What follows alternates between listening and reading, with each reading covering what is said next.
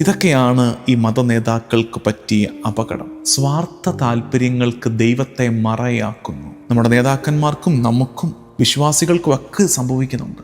സ്നേഹം അപ്രത്യക്ഷമാകുമ്പോൾ മതം മൂർച്ചയേറിയ ആയുധം പോലെയാകും. സ്നേഹിക്കാൻ പഠിപ്പിക്കാത്ത, സ്നേഹത്തിനിടമില്ലാത്ത, ക്ഷമിക്കാൻ ഓർമ്മിപ്പിക്കാത്ത, കരുണ കാണിക്കാത്ത, സ്നേഹത്തിൻ്റെ വർണ്ണങ്ങളില്ലാത്ത ഒരു മതം. നമ്മൾ അങ്ങനെ ആയി പോകരുത്. സ്നേഹമില്ലാത്തിടത്തും മതം ആയുധമാണ്. അത് മനുഷ്യരെ മുറിവേൽപ്പിക്കും, രക്തം വീഴ്ത്തും. അതുകൊണ്ട് അത് നമ്മുടെ കാലത്ത് നമുക്കിടയിൽ സംഭവിക്കാതിരിക്കാൻ ജാഗ്രതയുണ്ടാകണം. കുരിശ് വെളിപ്പെടുത്തുന്നത് സ്നേഹമില്ലാത്ത മതത്തിൻ്റെ രോഗാവസ്ഥയാണ്. സത്യത്തെ ഭയക്കുന്നവര് മെല്ലെ അനീതി കൊണ്ട് സത്യത്തെ വേട്ടയാടാൻ തുടങ്ങും. നമുക്കിടയിലൊക്കെ സംഭവിക്കും. തനിക്ക് നേരെ വരുന്ന സത്യത്തെ ഭയപ്പെടുന്നവർ, ആ സത്യത്തെ ഫേസ് ചെയ്യാൻ തൻ്റെ ഇടമില്ലാത്തവർ ഇനി ഉപയോഗിക്കാൻ പോകുന്നത് അനീതിയാണ്. അനീതി കൊണ്ട് സത്യത്തെ വരിഞ്ഞു മുറുക്കാൻ ശ്രമിക്കുന്നവർ. ചിലപ്പോൾ അങ്ങനെയാണ് നമ്മുടെ ജീവിതത്തിലും. കർത്താവ് നമ്മുടെ ആന്തരികതയിലേക്ക് വരുമ്പോൾ വി ആർ ലീസ്റ്റ് ഇൻട്രസ്റ്റഡ്. പുറത്ത് ഈ പറഞ്ഞ കാര്യങ്ങളൊക്കെ സാധിച്ചു തന്നേക്ക്, അകത്തോട്ടൊന്നും വരണ്ട. അകത്തേക്ക് കർത്താവ് പ്രവേശിച്ചു.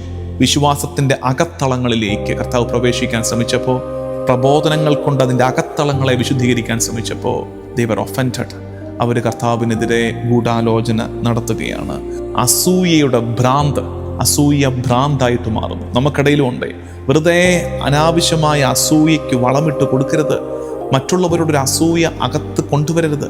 അത് കൊണ്ടുവന്നാൽ നമ്മൾ അറിയാതെ ഈ അസൂയ നമ്മളെ ഭ്രാന്തരാക്കി മാറ്റും.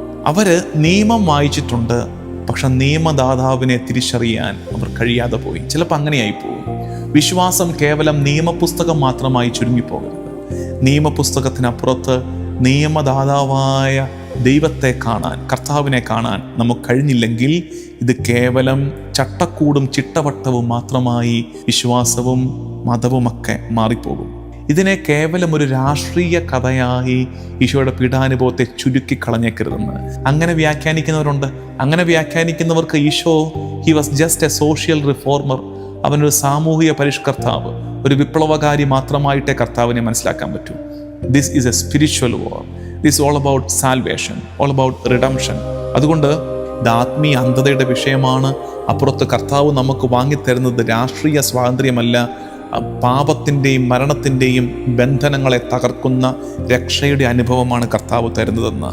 ഈ ധ്യാനം നമുക്ക് കുറച്ചുകൂടെ പേഴ്സണലായിട്ട് എടുക്കാം. നമ്മുടെ ജീവിതത്തിൽ ഈ വിചാരണ നടക്കുന്നുണ്ടോ? നമ്മൾ കർത്താവിനെ വിചാരണ ചെയ്യുന്നവരായി മാറിപ്പോകുന്നുണ്ടോ എന്ന് ആത്മശോധന ചെയ്യണം.